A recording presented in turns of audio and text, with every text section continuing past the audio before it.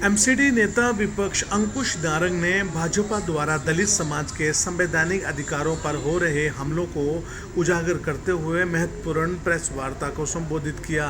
MCD की अनुसूचित जाति का कल्याण तथा उनके कोटे का क्रियान्वयन से जुड़ी तथ्य एमसीडी की अनुसूचित जाति का कल्याण तथा उनके कोटे का कार्यान्वयन से जुड़ी तथ्य समिति की कुल 15 सदस्य होने चाहिए थे, लेकिन भाजपा ने 14 दलित सदस्यों को दरकिनार कर इस समिति में सिर्फ 21 सदस्यों के साथ ही गठन कर दिया। भाजपा बार बार ये साबित कर रही है कि उनकी नीयत दलितों का हक मारने की है, बल्कि भाजपा बार बार साबित कर रही है कि उनकी नीयत दलितों को उनका हक देने का नहीं, बल्कि उनका हक छीनने का है। भाई ने अभी आपको बताया कि किस तरह हमने हाउस में ये प्रस्ताव पारित किया था कि 12,000 सफाई कर्मचारियों को पक्का किया जाए, जो कि बहुत सालों से, कम से कम 20-20 सालों से वो पक्के नहीं हुए। वो बेचारे अपनी फैमिली का गुजारा बसर कैसे कर रहे हैं ये हम लोग जानते हैं, क्योंकि हम दलित समाज से आते हैं और उनका दर्द हम जानते हैं। इसीलिए हम बार बार कहते हैं कि आप दलितों के साथ अत्याचार मत कीजिए। आप सत्ता में है, आप उन दलितों को उनका अधिकार दीजिए, उनको उनका हक दीजिए। और ये बात साबित हो गई है, अंकुश भाई ने अपनी बात रख दी है, हम सब ने अपनी बात रखी है कि लगातार भारतीय जनता पार्टी सत्ता का दुरुपयोग कर रही है और दलितों के अधिकारों का हनन कर रही है। बहुत बहुत धन्यवाद। आज की प्रेस वार्ता में आप सब पत्रकार बंधुओं का हार्दिक स्वागत है, अभिनंदन है। जैसे कि पीछे हमने अभी प्रेस वार्ता की थी 12,000 कर्मचारियों को पक्का करने की। जो कर्मचारी दलित कर्मचारी हैं उनको भाजपा पक्का नहीं कर रही, जबकि हमने प्रस्ताव लाए थे और उनको पक्का कर दिया था। उसके बाद मैंने आपको बताया कि भाजपा दलित विरोधी है, क्योंकि भाजपा ने जो अभी हाल फिलहाल में टीचर्स की सीनियरिटी की लिस्ट बनाई, फिर प्रमोशन करी, उसके अंदर भी दलितों को कहीं ना कहीं दरकिनार किया। आज मैं आपको जो मुद्दा बताने वाला हूं, इसके अंदर आपको साफ साफ पता चल जाएगा कि भाजपा एक दलित विरोधी पार्टी है और दलितों के अधिकारों का हनन करती है। मेरे साथ इस तरफ विकास जी बैठे। विकास जी खुद एक रिजर्व कैटेगरी से आते और हमारे civil line city SP zone के चेयरमैन है हाल फिलहाल में। मेरे साथ अजीत सिंह यादव जी बैठे, जो हमारे बड़े सीनियर काउंसलर हैं और बादली विधानसभा से। हाल फिलहाल में आपने सुना होगा कि कमेटी के चुनाव होने थे, नॉमिनेशन होनी थी, लेकिन एकदम से एक नोटिस आया और महापौर राजा इकबाल सिंह ने उस कमेटियों को रुकवा दिया। क्यों रुकवाया? क्योंकि वो 10 तारीख के हाउस के अंदर, यानी कि जो एमसीडी का अभी सदन हुआ, उसके अंदर वो एक प्रस्ताव लाना चाहते थे और वो किसी को भी नहीं पता था कि वो कमेटियों में क्या संशोधन करना चाहते हैं। मैं आपके माध्यम से बताना चाहता हूं, भाजपा ने जो संशोधन किया वो पूरा दलित विरोधी रूप में किया। ये प्रस्ताव आया भाजपा की तरफ से। इस प्रस्ताव के अंदर भाजपा ने जो हमारी शेड्यूल कास्ट की कमेटी होती है, यानी कि जो एससी कमेटी होती है, वो 35 मेंबर की कमेटी हुआ करती थी, लेकिन भाजपा ने 21 मेंबर की कमेटी कर दिया इसे। यानी कि 14 मेंबर इस कमेटी से, सिर्फ एक कमेटी से 14 मेंबर कम किए और इसी कमेटी से कम किए, एससी कमेटी से।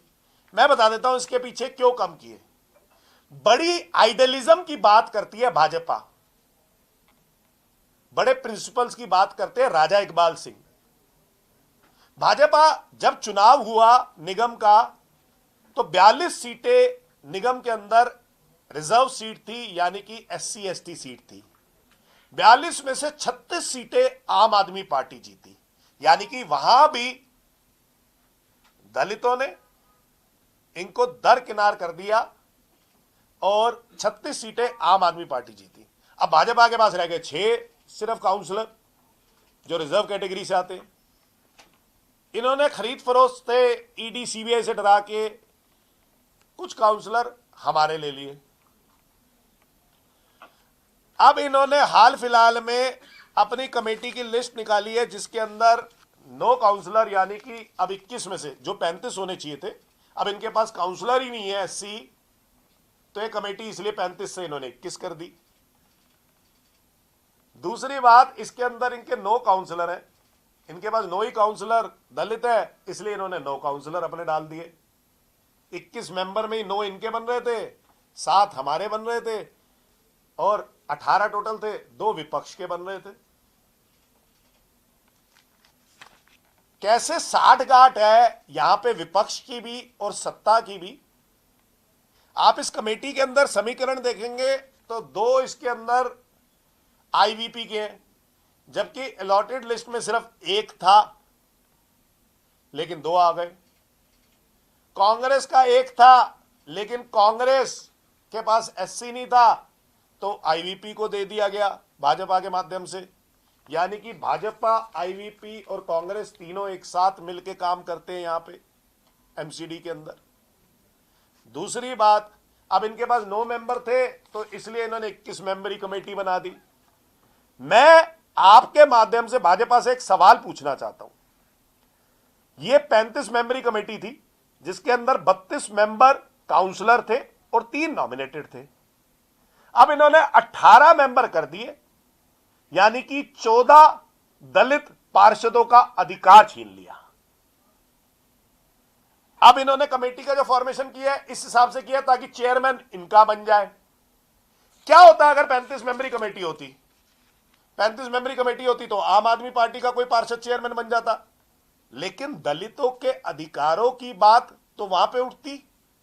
दूसरी बात, जो दलित काउंसलर थे, जिन 14 काउंसलर्स को इन्होंने वंचित कर दिया, दलित काउंसलर को, उनका अधिकार छीनने का क्या इनके पास अधिकार था?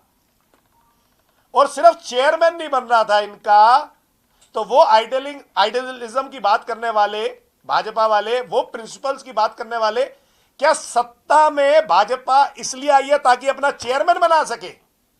ये तो बड़ी बड़ी बातें करते हैं। तो मुझे लगता है भाजपा ने, मेरा भाजपा से आपके माध्यम से एक सवाल है, भाजपा हमेशा ये दलित विरोधी गतिविधियां क्यों करती है? हमने कर्मचारियों के माध्यम से देखा, हमने टीचर्स वाले में देखा, और आज हमने इस एससी एसटी कमेटी में भी देखा। दूसरी बात, ये जो 14 पार्षद और आ सकते थे, इनका अधिकार क्यों छीना गया? तीसरी बात, भाजपा सत्ता के लोभ में कमेटी के अंदर यह प्रस्ताव क्यों लाई? जब इतने वर्षों से 35 मेंबरी कमेटी थी, तो 21 मेंबर कमेटी बनाने की क्या जरूरत बनी? सिर्फ और सिर्फ अपने चेयरमैन के लिए और सत्ता भोगने के लिए। मेरे साथ विकास टांग जी भी है। विकास जी हमारे एक दलित पार्षद हैं और दलितों की आवाज उठाते रहते हैं, और अभी हाल फिलहाल में चेयरमैन भी है। तो मैं विकास जी से कहूंगा कि वो